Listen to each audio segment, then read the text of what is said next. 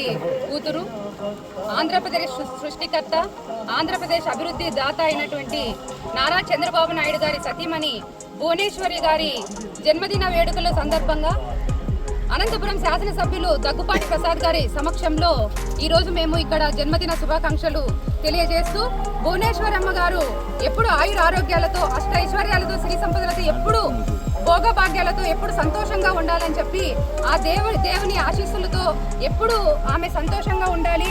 10 మందికి మంచి చేసే మనస్తత్వం ఉన్నటువంటి ఆమె ఎన్టీఆర్ ట్రస్ట్ చైర్మన్ గా ఉండి ఎంతో మంది అనాథ పిల్లలకు విద్యను అందిస్తూ ఎంతో మంది పిల్లల భవిష్యత్తుకు ఆమె ముందుండి నడిపిస్తున్నారు. అలాంటి మాతృమూర్తి ఎప్పుడు ఆయుర ఆరోగ్యాలతో సంతోషంగా ఉండాలని చెప్పి మేమందరూ కోరుకుంటున్నాము. అంతేకాకుండా ఆమెని అసెంబ్లీలో ఎంతో అవమానపరిచినప్పటికీ ఎక్కడ కూడా ఆమె భయపడకుండా ప్రజల్లోకి వచ్చి ఎన్నో రకాల ఇబ్బందులను ఎదుర్కొని ఈరోజు చంద్రబాబు నాయుడు సారు ఈరోజు సీఎంగా అయ్యారు అంటే అక్కడ ఆమె కృషి ఎంతో ఉంది అని కూడా మేము గర్వంగా చెప్పగలుగుతున్నాము.